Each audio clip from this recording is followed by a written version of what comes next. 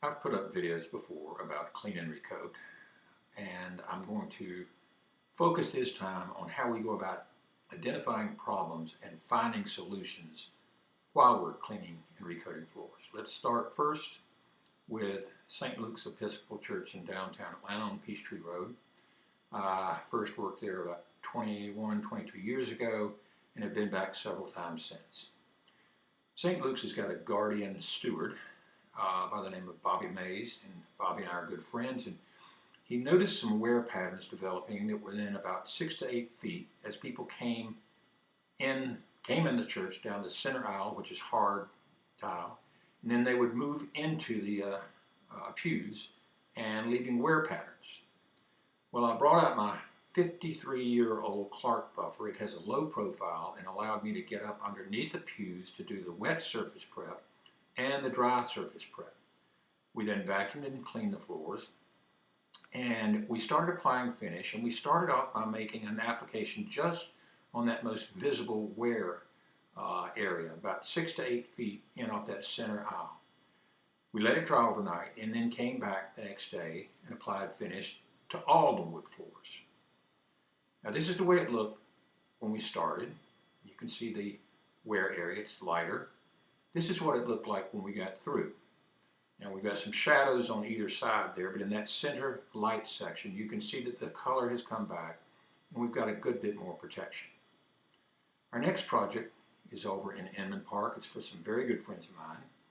I originally worked for them well over 40 years ago. And so you can imagine that some of the floors had significant wear. This is in the little galley section of the kitchen. It's oak, and you can see how much lighter it is. Same area, we've done the cleaning, and after we do the cleaning, the wet cleaning, we really start seeing the wear areas much more clearly.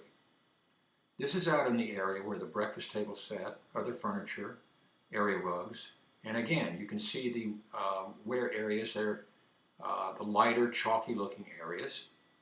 And so we know we've got a lot of color variation, and if we don't do something about that, our recoat won't be successful. So we buff in color into the floor. We then apply finish just to the worn areas, the heavily worn areas, and then we come back and put 2 applications of finish over all the floors. And you can see it makes a big difference. Let's go back to that galley section again. You can see how chalky it looks, and again, not showing much color at all. After we buff in a stain to get color uniformity, we put 2 coats of finish just on the high wear areas, and then 2 coats of finish over the entire floor. So that section right there has 4 new applications of finish. Plenty of protection. Okay, dog lovers, pay attention. We're still in Inman Park. We've got a floor here, and you can see exactly where the dog's claws have done their damage. This is right inside the front door, and after we do the wet cleaning, you can see the damage much more clearly. The soft grain tissue has suffered, and it's the lighter sections. We had a room that had a very unusual damage pattern, wear pattern. It probably had an office chair on it, and you can see that it was significantly lighter. Let's look in between the living room and dining room, and you can see exactly where the area rugs were because the damage was in the middle there. We buffed in color, put 2 applications of finish specifically on the damaged locations, and then 2 more applications over the entire floor. And we've got good color and good finish uniformity. All right, still talking about dogs, let's go to Grant Park. That real light area there where the damage is, that's where the owner said the dogs would come flying around the corner, and that's where they would dig in to get traction to go charging to the front door. And here's the front door, and you can see the light area there, it's heavily damaged. After we did the wet surface prep and cleaning, you can see that the damage is even more significant. On the right side of this photo, we've already done phase 1, and we went in, cleaned it, prepped it, put down color, 2 applications of finish on the damage, 2 more applications of finish over the entire section. That was phase 1. And then we come back and do phase 2. And now we're looking at that central hall, and up in the upper left corner there, that's where the dogs came flying around and did their damage. And now let's look at what it looks like at the front door. Got good color uniformity. 2 applications of finish just on the damage, 2 more over the entire floor. So you've got a lot of protection. Okay, let's head to Ansley Park. Ignore that little round spot there on the left. That's where I left a cleaning pad a little too long, and it left a little bit of an imprint. It came out, but notice that in the center section of the floor, it is muddy looking. And that's actually dirt and grime that has been walked into the floor over the years. This is a reclaimed pine floor. It was refinished about 20 years ago.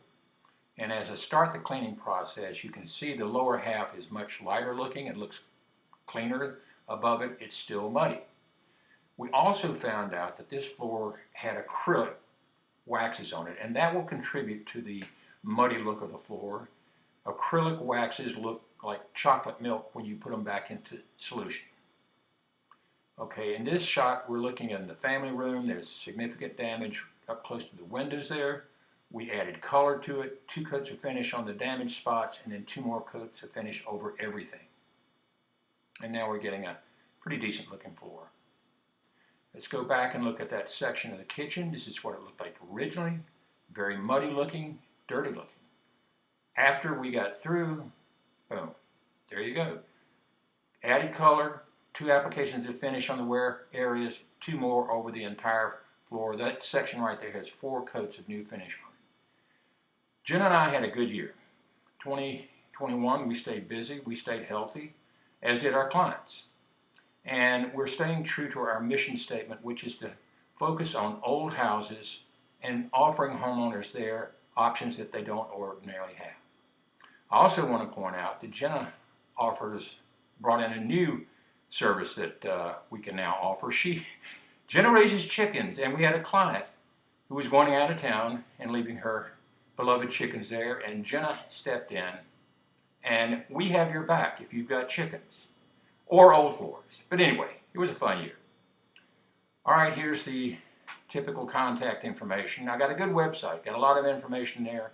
You can write me at mpersa@rosebudfloors.com, call me, and you can also go to our Facebook page and follow us there. Thank you for your time.